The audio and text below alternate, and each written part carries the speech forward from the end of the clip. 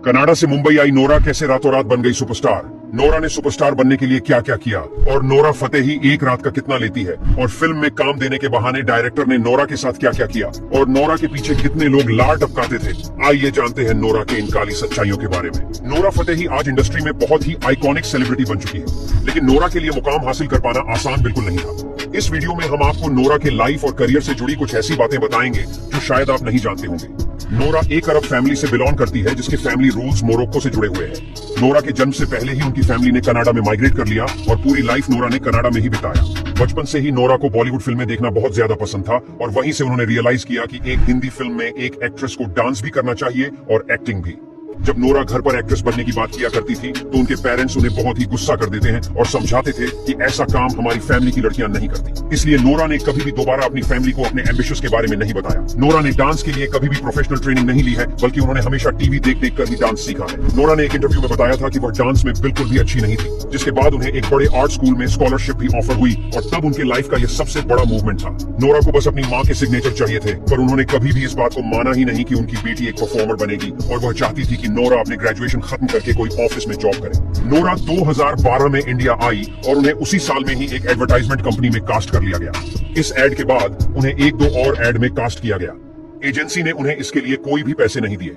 Nora ने बताया कि उन्हें इस प्रोफेशन के बारे में ज्यादा नहीं पता था, तो एजेंसी के लोग इस बात का फायदा उठाते थे। नोरा को 20 लाख की पेमेंट की जानी थी, पर उनकी एजेंसी ने उन्हें वह पैसे भी नहीं दिए और उनका पासपोर्ट अपने पास ही रख लिया। एजेंसी को छोड़ने के बाद नोरा कई फिल्म के ऑडिशन देने जाया करती थी, पर उनकी कमजोर हिंदी को लेकर रिजेक्ट कर दिया जाता था और कई कास्टिंग डायरेक्टर उनका मजाक उड़ाते थे। एक कास्टिंग डायरेक्टर ने उन्हें यह भी कह दिया था कि तुम्हें अपनी कंट्री वापस चले जाना चाहिए, तुम जैसे लोग यहाँ बहुत है। फिर एक साल के स्ट्रगल के बाद 2014 में नोरा को एक adventure film raw tigress of the Sundarban में कास्ट किया गया था, जहां उन्हें एक इंपॉर्टेंट रोल में देखा गया। पर बॉक्स ऑफिस पर यह फिल्म फ्लॉप रही और नोरा को वो पॉपुलैरिटी नहीं मिल पाई जैसा उन्होंने इमेजिन किया था। इस फिल्म के बाद भी उनका स्ट्रगल चलता रहा और उन्हें फिल्म के हर ऑडिशन पर रिजेक्ट किया जाने लगा।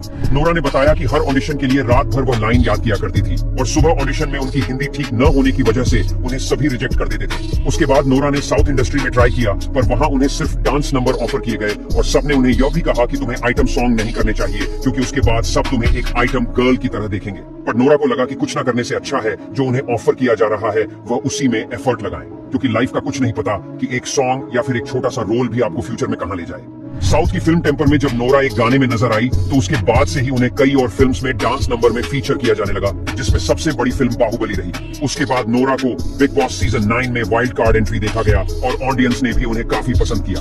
बिग बॉस के बाद नोरा ने झलक दिखलाजा में एज कंटेस्टेंट पार्टिसिपेट किया और वहां से नोरा को बॉलीवुड से ऑफर आने लगे। फैंस मानते हैं कि नोरा का करियर सॉन्ग दिलबर से चेंज हुआ और उनके मुताबिक हार्डी संधू का सॉन्ग न उनके करियर का टर्निंग पॉइंट रहा। उस म्यूजिक वीडियो में नोरा फतेही पहली बार एक लीडिंग लेडी के तौर पर नजर आई, जिसके बाद उन्हें दिलबर और कमरिया गाने के लिए साइन किया गया। फिर जब दिलबर रिलीज हुआ तो वह एक इंस्टेंट चार्ट बूस्टर सॉन्ग बना, जिसमें यूट्यूब पर 200 मिलियन व्यूज का रिकॉर्ड बनाया। नोरा को इसके बाद से ही टॉप लिस्टिंग परफॉर्मर के तौर पर देखा जाने लगा, जिसके हर एक सॉन्ग में कुछ नया देखने को मिलता है और कई बार तो उन्हें इन स्टेप्स को करते हुए इंजरी भी हो जाती है। आप समझ सकते हैं कि नोरा हर एक गाने के लिए कितना एफर्ट करती है। नोरा मानती है कि उनके सॉन्ग के थ्रू बॉलीवुड में नया ट्रेंड आया है, जहां आइटम सॉन्ग को एक वल्गर सॉन्ग की तरह नहीं बल्कि एक परफॉर्मर बेस्ड आर्ट फॉर्म के तौर पर देखा जाने लगा है, जहां नोरा अपने हर गाने में एक नई स्टेप लेकर आती है, जिसको परफॉर्म करना अपने आप में एक चैलेंज होता है। नोरा मानती है कि इंडस्ट्री में आपको टाइप कास्ट कर दिया जाता है, जिसके बाद आपको सिर्फ एक तरह काम करने को मिलता है। नोरा ने खुद अपने स्ट्रगलिंग डेज में टाइप कास्टिंग फेस की है, जहां सिर्फ उन्हें एक आइटम गर्ल के तौर पर ही देखा जाता था। पर आज Nora film and reality shows her जगह नजर आती है। देखा जाए तो नोरा की जर्नी से हमें बहुत कुछ सीखने को मिलता है, जहां इतना रिजेक्शन मिलने के बाद भी उन्होंने इंडस्ट्री में अपनी जगह बनाई और आज उनकी फैन फॉलोइंग मिलियंस में है।